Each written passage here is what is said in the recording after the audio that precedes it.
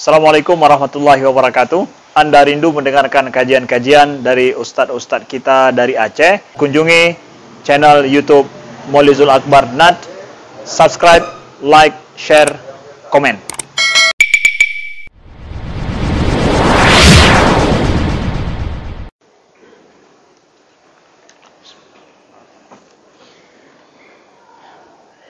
Assalamualaikum warahmatullahi wabarakatuh. Alhamdulillah Rabbil Alamin, hamdan katsiran tayyiban mubarakan fihi.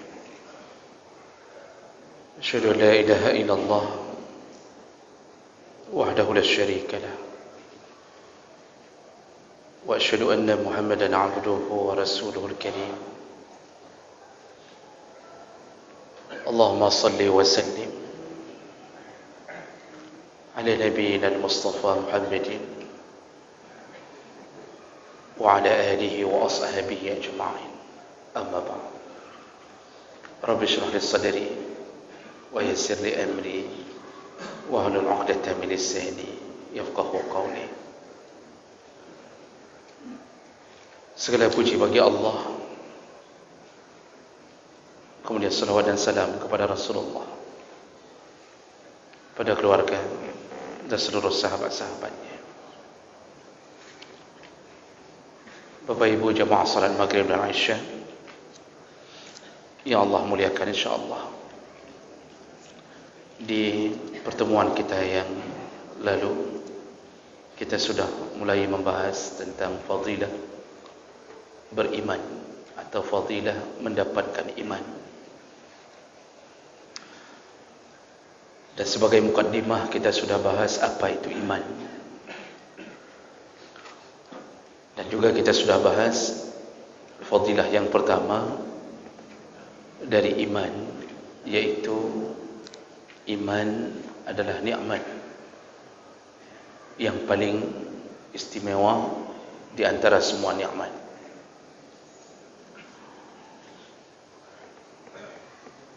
Kita masuk ke pembahasan berikutnya, fadilah yang kedua,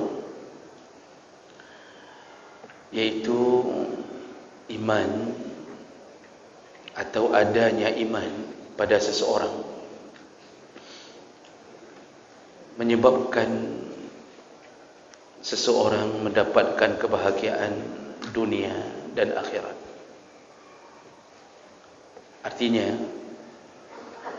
tidak akan aman dari siksa Allah mereka yang menghadap Allah atau meninggal dunia tanpa membawa iman. Iman menjadi penyebab kita bahagia di dunia dan di akhirat. Allah Subhanahu wa taala mengatakan dalam surat An-Nahl ayat 97, "Man 'amila salihan min zakarin aw unsa",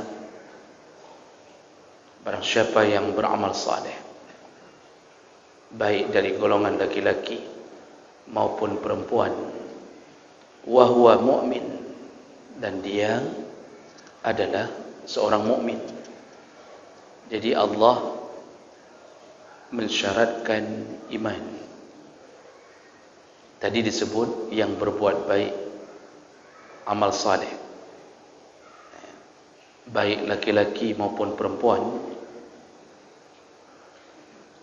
Namun syaratnya dia mukmin.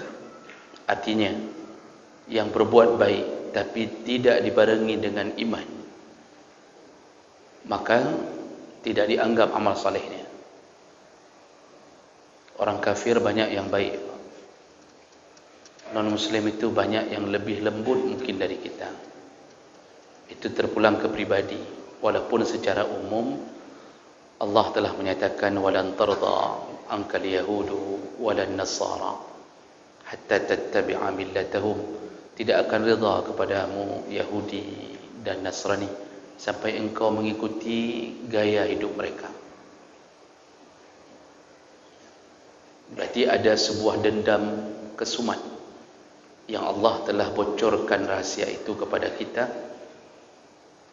walaupun mereka berbaik-baik, tetapi dalam hati cuma Allah yang tahu, dan mereka tidak akan reda dengan kejayaan Islam sampai orang Islam mengikuti agama mereka. Mengikuti agama tidak mesti murtad. Mengikuti agama mereka, unsur-unsur agama mereka menjadi sebuah adat atau menjadi kebiasaan kita pun mereka sudah menang. Contohnya hari ini orang latah toleransi kebablasan, terlalu lebay dalam toleransi sampai harus masuk ke gereja lalu bersalawat. Ini bukan toleransi, ini bangai.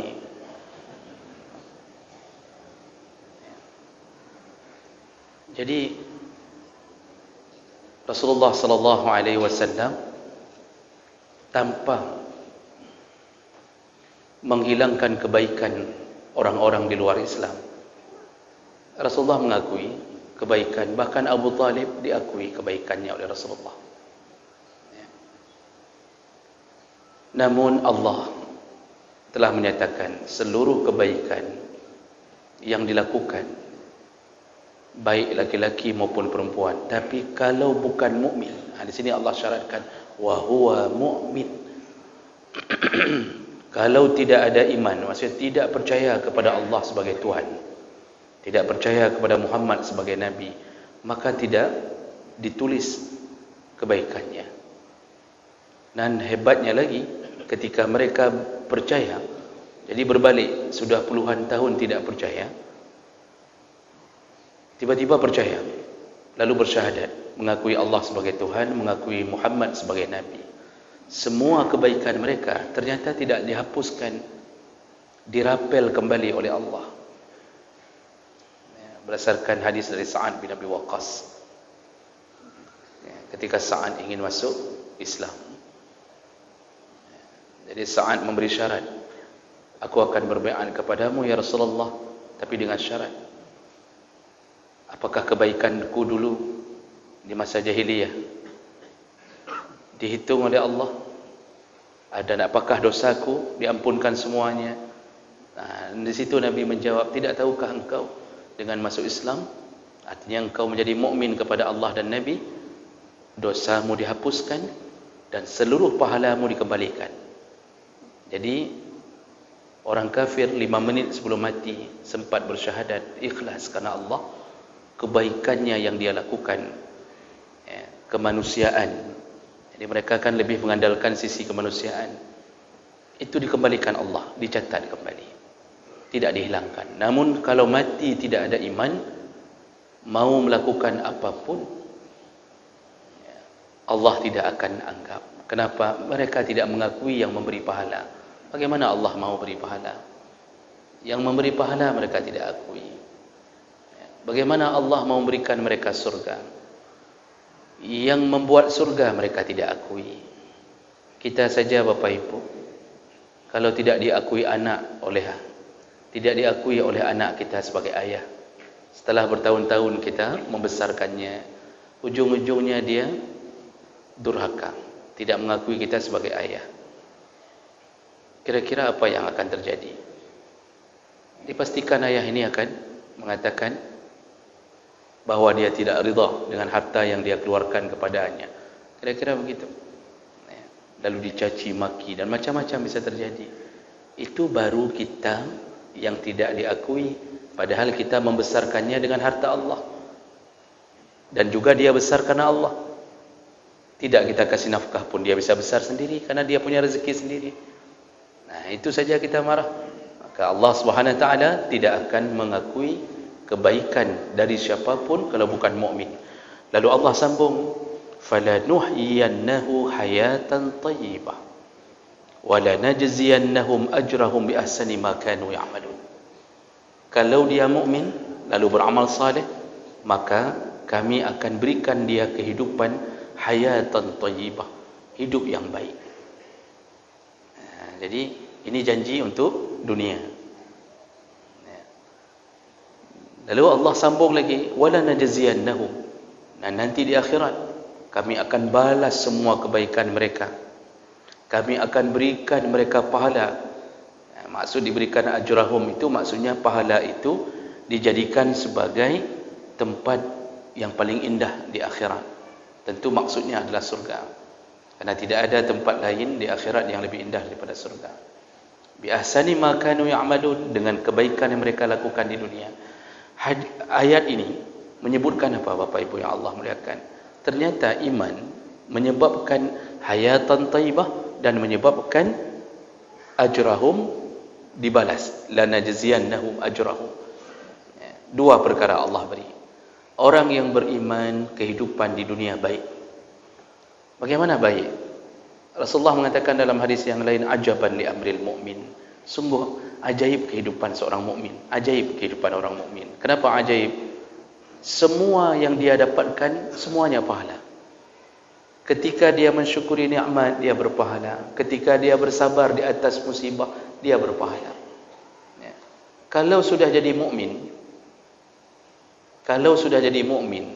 satu kalimat keluar dari bibir berpahala. Kalau belum mukmin, maka apapun yang keluar dari mulutnya, walaupun 1000 kalimat, tidak dianggap oleh Allah. Jadi orang mukmin ini di dunia, kalau ada iman pada dirinya, ketika dia dapat nikmat, dia tidak euforia. Dia tidak merasa dirinya lah yang berusaha mendapatkan nikmat itu. Tidak, tapi dia mensyukurinya. Makanya dia aman hidup. Orang kalau sudah bersyukur, tentu tangannya bergerak memberi, kakinya bergerak untuk melakukan amal-amal yang baik. Semua itu beranjak dari iman. Dan kita bergerak ketika iman mulai bergerak di hati. Hidup di dunia baik ketika kita mulai bergerak. Ketika kita membantu anak yatim dengan iman tentunya. Kalau enggak ada iman, enggak mau kita bantu anak yatim. Karena kita yakin nanti dibalas Allah di akhirat. Karena itu kita mau bantu. Pergerakan hati itu iman. Akibat bantu sana bantu sini, kita mulai mendapatkan ketenangan hati. Jadi hidup di dunia itu nyaman. Habis sedekah itu kita senang. Tidur enak, makan terasa nyaman, tidak ada masalah. Karena kita berhubungan dengan kebaikan. Enggak ada anak yatim yang mengancam, demo ya, untuk menghancurkan hidup kita, tidak ada. Dan kita tidak berhubungan dengan orang-orang yang jahat. Makanya ketika iman dapat, kita hubungan kita dengan yang baik, membuat hidup di dunia baik. Kita di dalam doanya orang miskin. Mungkin kita sudah tertidur, mungkin kita tidak ingat lagi, tapi mereka selalu mengingat kita. Hanya karena uang merah yang pernah kita berikan sekali. Sekali kita berikan uang merah. 360 hari lain itu selalu uang abu-abu. 2.000, 1.000. Ngamuk kita sekali kita kasih uang merah kepada orang miskin. Itu pun mungkin ada yang menyesalinya. Ada yang mengatakan, oh maka telah kunjuk. Tapi walaupun begitu, Masya Allah, air mata mereka, doa mereka membuat kita nyaman. Kita hidup di dalam doa-doa mereka. Dan itu siapa yang membuat kita begitu? Iman. Lalu ketika kita mulai beriman dan kita menyebut-nyebut nama Allah, Allah menyebutkan ala bizikrillah tatma'innul qulub. Ketahuilah dengan menyebut-nyebut nama Allah engkau akan merasakan ketenangan hati.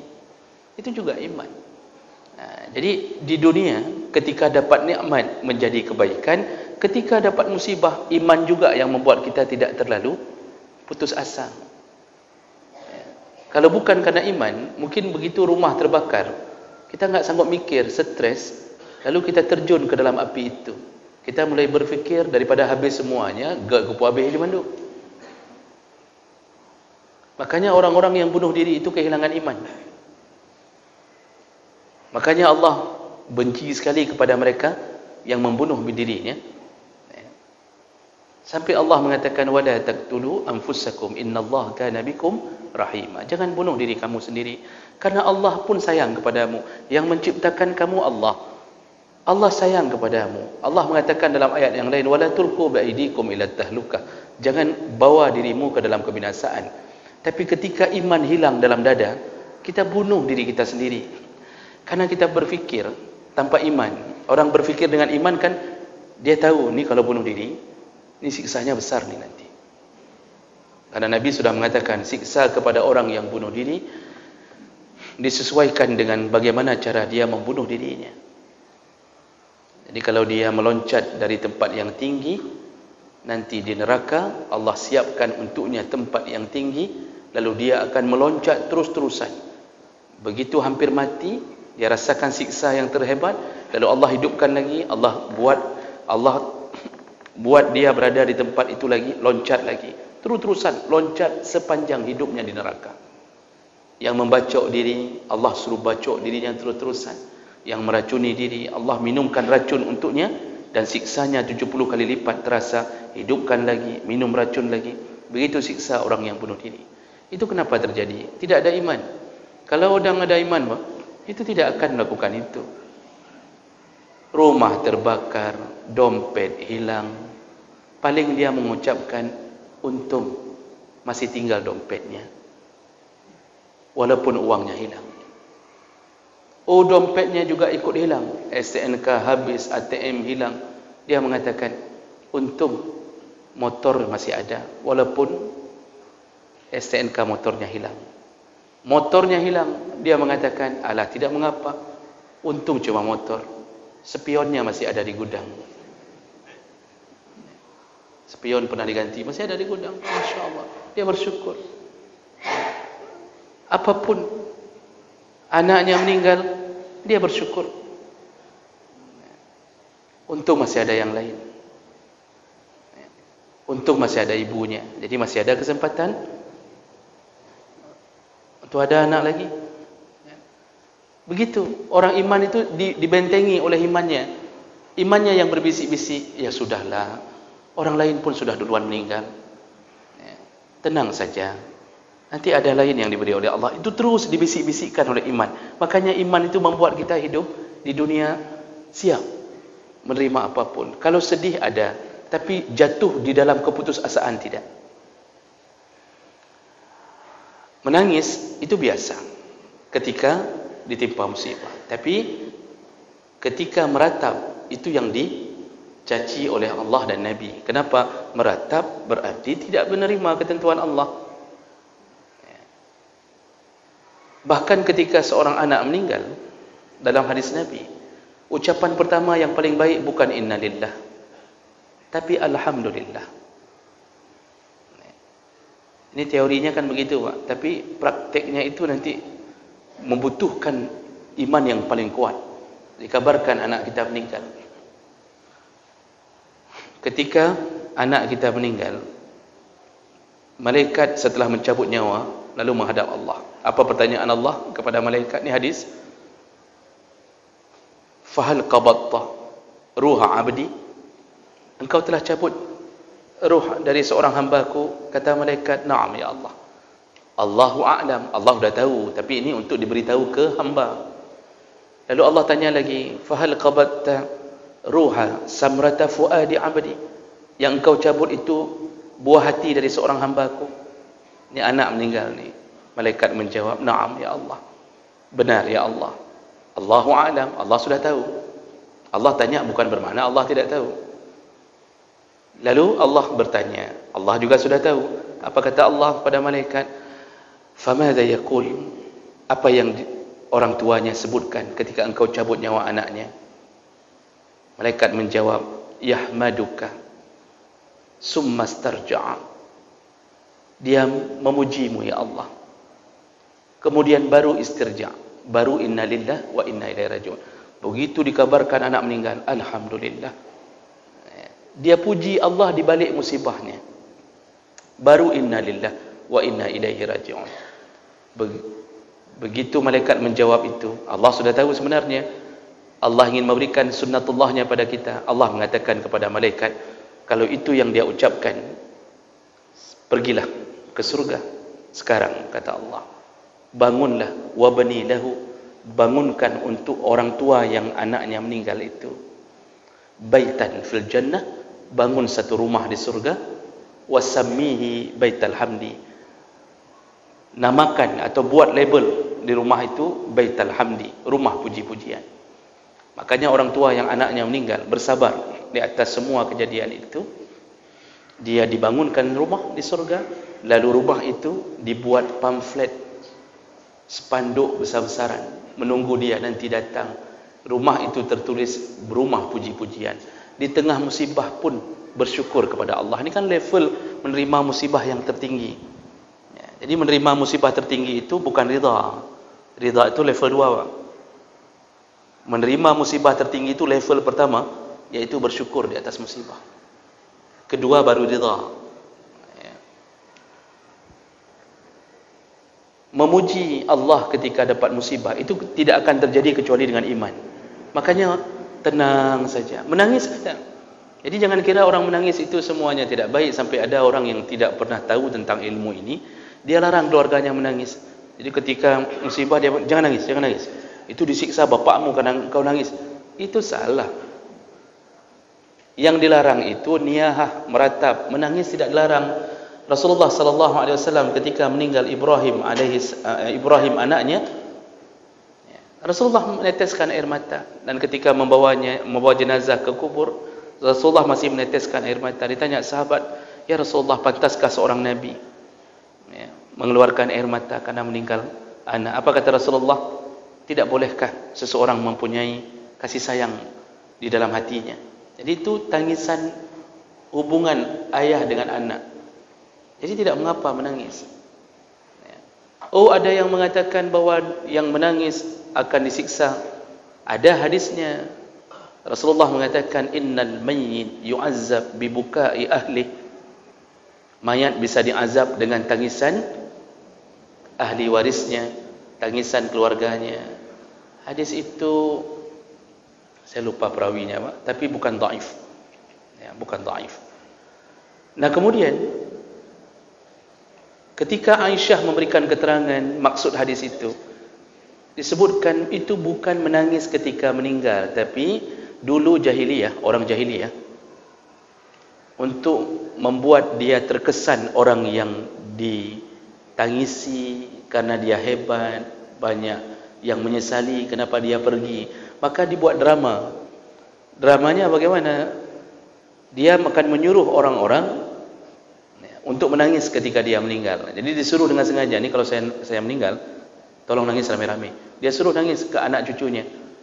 Menangislah mereka dengan sengaja. Itu yang diazab, bukan tangisan yang normal. Itu yang diazab. Jadi menangis karena suruhan daripada si jenazah. Itu di dalam tafsir hadis itu. Jadi jemaah mereka Allah Subhanahu wa taala, lihatlah Allah katakan yang punya iman, falanuhyiyannahu hayatan thayyibah, kami beri kehidupan dia hidup yang baik, aman segala-galanya. Gaji sampai hari ini masih 1.200.000. Enggak naik-naik sudah bertahun-tahun.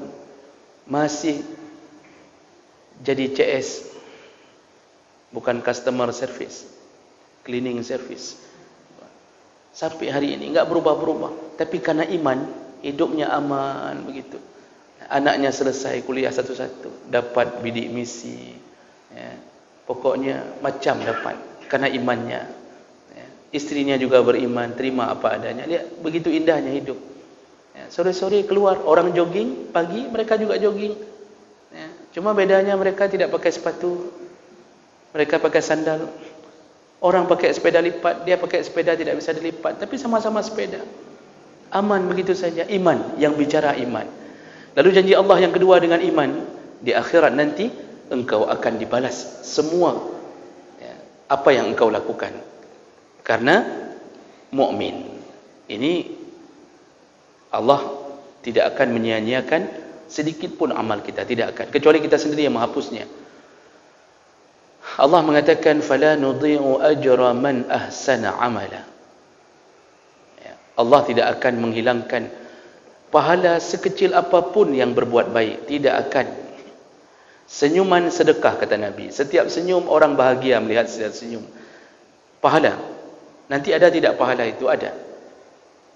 Ada. Ya.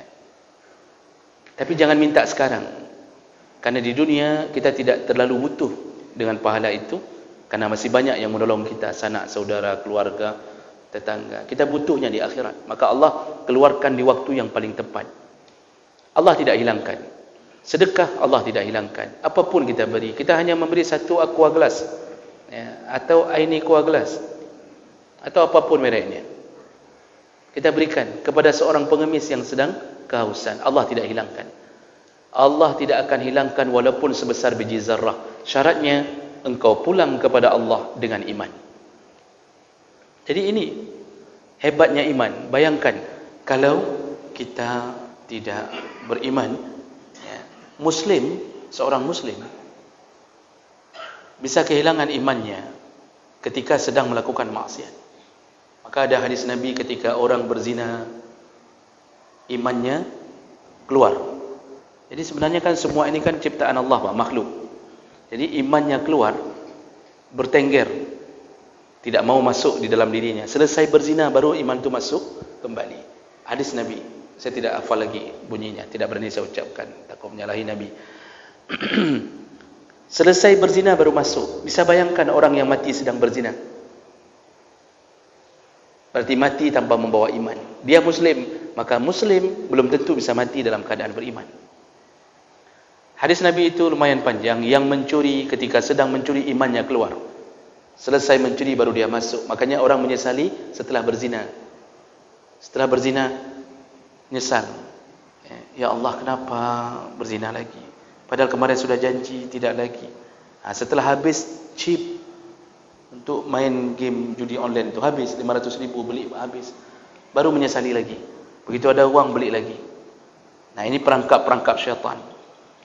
Jadi jemaah belaka Allah, fadilah iman yang kedua adalah iman menyebabkan bahagia dunia, menyebabkan bahagia di akhirat. Maka orang beriman tidak terlalu susah hidupnya.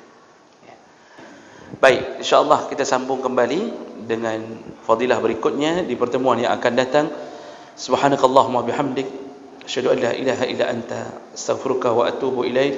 Wassalamualaikum warahmatullahi wabarakatuh.